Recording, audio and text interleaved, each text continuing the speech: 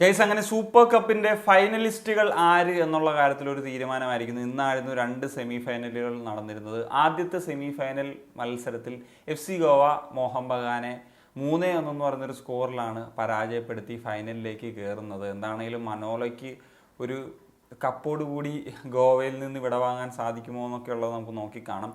ഈ ഒരു മത്സരത്തിലേക്ക് വരുന്നൊരു സമയത്ത് തീർത്തും ഗോവയുടെ ഒരു ഡോമിനേഷൻ തന്നെയായിരുന്നു മോഹൻ ബഗാനെതിരെ. എന്താണെങ്കിലും അങ്ങനെ അല്ലാതിരിക്കാൻ മോഹൻ ബഗാൻ്റെ ഈ പറഞ്ഞ ഒരു റിസർവ് സൈഡാണ്, അല്ലെങ്കിൽ റിസർവ് സൈഡിൽ നിന്നുള്ള പ്ലെയേഴ്സാണ് കൂടുതലും കളിച്ചിട്ടുണ്ടായിരുന്നത്. അപ്പം അവർക്കെതിരെ കളിച്ചത് കേരള ബ്ലാസ്റ്റേഴ്സ് അല്ലല്ലോ, FC ഗോവ എന്ന് പറയുന്ന ടീമാണ്. അവർക്ക് ട്രോഫി ആവശ്യമാണ്, ആ ഒരു മെൻറ്റാലിറ്റി ഉള്ള ടീമാണ്. അവരുടെ ഇപ്പോൾ മോഹൻ ബഗാൻ്റെ സൈഡിൽ നിന്നാണെങ്കിലും നല്ല മൂവ്മെൻറ്റ്സ് ഒക്കെ വന്നിട്ടുണ്ടായിരുന്നു. ഇപ്പം സലാഹിൻ്റെ ഭാഗത്തു നിന്നൊക്കെ ആദ്യം മുതൽ തന്നെ റൈറ്റ് സൈഡിൽ നിന്നുള്ള ചില മൂവ്മെൻറ്റ്സ്, പക്ഷേ അതൊന്നും അവർ കംപ്ലീറ്റ്ലി ഇതിലേക്ക് എത്തിയിട്ടില്ല എന്നുള്ളതാണ്. സോ അങ്ങനെ ഇരിക്കുന്ന ഒരു മൊമെന്റിലാണ് FC ഗോവ അവരുടെ ആദ്യത്തെ ഒരു ഗോൾ സ്കോർ ചെയ്യുന്നത്. അത് ബോർഹയുടെ ഒരു ക്രോസിൽ നിന്നാണ്, കോർണറിൽ നിന്ന് തുടങ്ങിയിട്ടുള്ളൊരു സിറ്റുവേഷനാണ്. പിന്നീട് ബ്രൈസന്റെ ഒരു ചെറിയ ടച്ച്, ഒരു ഹെഡ് തലയിൽ തട്ടിയിട്ടാണ് അങ്ങനെ ആണ് ആ ഒരു ആദ്യത്തെ ഗോൾ വരുന്നത്. എന്നാൽ കുറച്ച് മിനിറ്റുകൾക്കകം തന്നെ മോഹൻ ബഗാൻ മത്സരത്തിലേക്ക് തിരിച്ചു വന്നു എന്നുള്ളതാണ്. കേരള ബ്ലാസ്റ്റേഴ്സിനെതിരെ നേടിയിട്ടുള്ള ഗോൾ എങ്ങനെയാണോ അതേ തരത്തിലുള്ള ഒരു ഗോളാണ് ആഷിഖ് സുഹേൽ കോംബോയിൽ നിന്ന് വന്നത്. പക്ഷേ ഇവിടെ കുറച്ചും കൂടി മോഹൻ ബഗാനെ സംബന്ധിച്ചിടത്തോളം ഒന്ന് പണിയെടുക്കേണ്ടി വന്നു. കേരള ബ്ലാസ്റ്റേഴ്സിനെതിരെ വളരെ സിമ്പിളായിട്ട് നേടിയിട്ടൊരു ഗോളാണ്. ഈ ഒരു ഗോളിലേക്ക് വരുന്ന സമയത്ത് ബോറിസിനെ നന്നായിട്ട് ഡ്രിബിൾ ചെയ്ത് മുന്നോട്ട് പോയിട്ട് ആ സമയത്ത് നല്ല രീതിയിൽ ഡിഫെൻഡ് ചെയ്യാൻ ഒടയണ്ണിൻ്റെയും ജിങ്കനും ഉണ്ട്.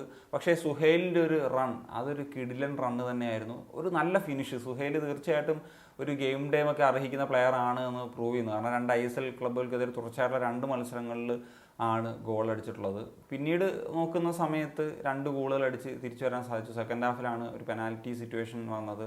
അത് ഇക്കോ റെക്സേന ഗോളാക്കി മാറ്റി. അതിനുശേഷം ഒളിമ്പിക് ഗോൾ അടിച്ചിട്ടാണ് ബോർഹ ഹെറേറ ഒരു 3-1 എന്ന് പറയുന്ന ലെവലെത്തിയത്. പിന്നെയും ഗോൾ അടിക്കാനുള്ള ഓപ്പർച്യൂണിറ്റി ഒക്കെ ഉണ്ടായിരുന്നു, ക്ലിയർ കട്ട് ചാൻസുകളൊക്കെ ഉണ്ടായിരുന്നു, പക്ഷേ അത് കൃത്യമായിട്ട് കൺവേർട്ട് ചെയ്തില്ല. അങ്ങനെ 3-1 എന്ന് പറയുന്ന സ്കോറിലാണ് ഗോവ മുന്നോട്ട് പോകുന്നത്. രണ്ടാമത്തെ സെമി ഫൈനലിൽ ജംഷഡ്പൂർ FCയും മുംബൈ സിറ്റിയും തമ്മിൽ നടന്ന മത്സരമാണ്. ജംഷഡ്പൂർ FC 1-0 എന്ന് പറഞ്ഞിട്ടുള്ളൊരു ഗോളിലാണ് ഫൈനലിലേക്ക് കയറുന്നത്.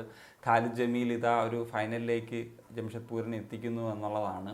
അങ്ങനെ 2 മികച്ച പരിശീലകരുടെ ഒരു പോരാട്ടം എന്നുകൂടി നമുക്ക് ഫൈനൽ മത്സരത്തെ വിശേഷിപ്പിക്കേണ്ടി വരും. എന്താണെങ്കിലും ഈ ഒരു മത്സരത്തിലേക്ക് വരുമ്പോഴത്തേക്കും മുംബൈ സിറ്റി FCക്ക് പറഞ്ഞ പോലെ ഒരു ഫുൾ പൊട്ടൻഷ്യൽ സ്ക്വാഡിനെ ഒന്നും യൂസ് ചെയ്യാൻ പറ്റിയിട്ടില്ല. എന്നാൽ ജംഷഡ്പൂർ FC അത് മാക്സിമം യൂട്ടിലൈസ് ചെയ്തു. അതുകൊണ്ട് തന്നെ ഇപ്പോൾ നോക്കുകയാണെങ്കിൽ ജംഷഡ്പൂർ FC തന്നെയാണ് മത്സരത്തിൽ ഡോമിനേറ്റ് ചെയ്ത് നിന്നത്. ഇപ്പോൾ ആദ്യ പകുതിയിലൊന്നും മുംബൈ സിറ്റി FC ഒരു ഷോട്ട് പോലും ഉതിർത്തിട്ടുണ്ടായില്ല. മത്സരത്തിൽ ഉടനീളം നോക്കി കഴിഞ്ഞാൽ ആകപ്പാട് 2 ഷോട്ട് തന്നെയാണ് വന്നിട്ടുള്ളത്. എനിക്ക് തോന്നുന്നു ഒരു ഷോട്ടും ടാർഗറ്റോ മറ്റോ ഒക്കെ വന്നിട്ടുള്ളൂ. എന്നാൽ ജംഷഡ്പൂർ FC നിരന്തരം അറ്റാക്ക്. ഇപ്പോൾ ആദ്യ പകുതിയിൽ തന്നെ ജോതമുറയ്ക്ക് കിട്ടിയ ഒരു കിടിലൻ ഹെഡർ ചാൻസ് ഉണ്ടായിരുന്നു, അത് രേനേഷ് സേവ് ചെയ്തു.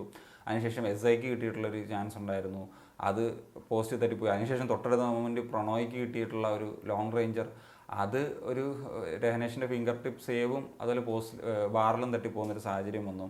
അങ്ങനെ മത്സരമൊക്കെ ഒരു രണ്ടാം പകുതിയും കഴിഞ്ഞ് മിക്കവാറും പെനാൽറ്റി ഷൂട്ട് ഔട്ടിലേക്ക് പോകുമെന്നുള്ള ഒരു മൊമെൻറ്റിലാണ് റീറ്റ് ചിക്കാവയുടെ ഗോൾ വരുന്നത്. സനാൻ ലെഫ്റ്റ് സൈഡിലൂടെ റൺ നടത്തിയിട്ട് ഒരു ക്രോസാണ്, അത് ക്ലിയർ ചെയ്തതാണ് വിക്രം പ്രതാപ്. എന്നാൽ അടുത്തൊരു മൊമെൻറ്റിലൊരു ലോങ് റേഞ്ചർ, അത് ചെറിയൊരു ഡിഫ്ലക്ഷനും ഉണ്ടായിരുന്നു. അങ്ങനെ ഒരു ബോട്ടം കോർണറിലേക്ക് ആണ് ആ ബോൾ വന്ന് പതിക്കുന്നത് വലയുടെ. അങ്ങനെ 1-0 എന്ന് പറഞ്ഞിട്ടുള്ള ഒരു വിജയം സ്വന്തമാക്കാൻ സാധിച്ചു. ജംഷഡ്പൂർ തീർച്ചയായിട്ടും അർഹിക്കുന്നൊരു വിജയം തന്നെയാണ്. നേരത്തെ പറഞ്ഞ പോലെ ഇനി നമുക്കിപ്പം ഫൈനൽ ശനിയാഴ്ച കാണാം. FC ഗോവയും ജംഷഡ്പൂർ FCയും തമ്മിലുള്ള ഒരു പോരാട്ടത്തിലൂടെ ജംഷഡ്പൂർ FC കളിക്കാൻ പോകുന്ന ആദ്യത്തെ ഫൈനലാണിതെങ്കിൽ മറ്റൊരു ഫൈനൽ വിജയം മനോല സ്വന്തമാക്കുമോ എന്നുള്ളത് നമുക്ക് നോക്കിക്കാണാം. അപ്പം നിങ്ങളുടെ ഒപ്പീനിയൻസ് വിറ്റാണ് കമ്പോസ് ചെയ്യാൻ ഒരു ക്വസ്റ്റൻ സനിയ.